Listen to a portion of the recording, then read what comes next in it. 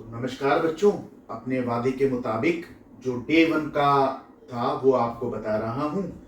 Day 1 में जैसे diagnosis में पूछो सिस्टर से तो सिस्टर बताती हैं या ब्रदर बताते हैं डायग्नोसिस हेड इंजरी है। तो दोस्तों, हेड इंजरी कोई डायग्नोसिस नहीं होती, ये तो एक घटना, एक फिनोमिना, एक इवेंट होती है जो किसी व्यक्ति के साथ घट जाती है।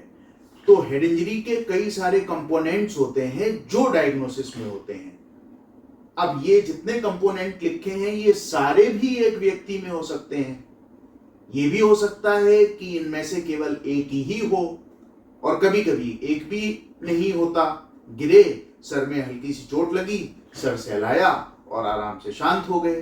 तो कभी भी राउंड के वक्त डायग्नोसिस में हेड इंजरी तो बोलें, लेकिन उसके बाद या बेहतर होगा उसके पहले हेड इंजरी की वजह से उसके अंदर क्या हुआ है वो डायग्नोसिस बोलें। जैसे सबसे पहले लिखा है डिफ्यूज एक्सोनल इंजरी, DAI। इसको पहले कंकशन कहते थे। हम लोग इसको बिल्कुल शुद्ध हिंदी भाषा में समझें तो इसका मतलब होता है ब्रेन में धमक लगना। अब उस धमक लगने की वजह से जो ब्रेन के न्यूरॉन्स हैं ये काम करना कम कर देते हैं, पेशेंट का GCS लो हो जाता है। इसको DAI, डिफ्यूज एक्सोनल इंजरी या कंकशन पहले कहते थे। फिर आप देख सकते हैं EDH, SGH, SAH और ICH लिखा है। तो ब्रेन के चारों तरफ 3 झिल्लियां होती हैं, सबसे बाहर ड्यूरा मैटर, उसके नीचे एरेक्नॉइड मैटर और एक ब्रेन को घेरे रहती है उसको पाया मैटर। तो कहां पर ब्लीड हुआ है इसके अनुसार इसका नाम दिया जाता है। अगर ड्यूरा मैटर के ऊपर और स्कल के बोन के नीचे ब्लीड हुआ है तो इसको एपीड्यूरल या एक्स्ट्रा ड्यूरल हेमेटोमा कहते हैं। अगर ड्यूरा मैटर के नीचे और एरेक्नॉइड मैटर के ऊपर ब्लीड हुआ है तो इसको सब ड्यूरल हेमेटोमा कहते हैं। एपी माने ऊपर, सब माने नीचे।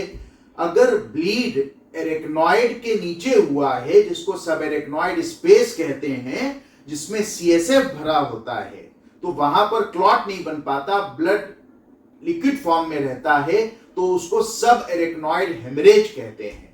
और अगर ब्लीड ब्रेन के अंदर बड़ा हुआ है तो उसको इंट्रासेरेब्रल ब्लीड या इंट्रासेरेब्रल हेमरेज कहा जाता है।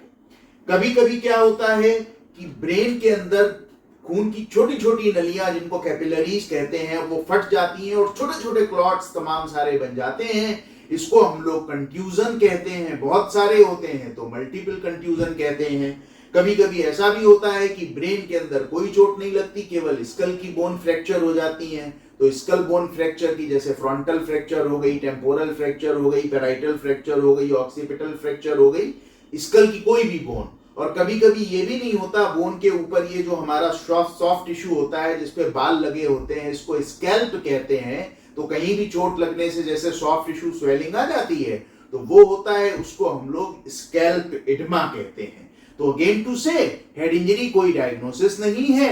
डायग्नोसिस हेड इंजरी के बाद मरीज में क्या हुआ तब बनती है। तो राउंड के वक्त मान लीजिए पेशेंट को EDH हुआ है तो आप कहेंगे epidural haematoma cause head injury. मान लीजिए उनको सब एरेक्नॉइड हेमरेज हुआ है, आप कहेंगे subarachnoid haemorrhage cause head injury. Thank you very much. ऐसे ही आपको दूसरे पेज के बारे में बताता हूं।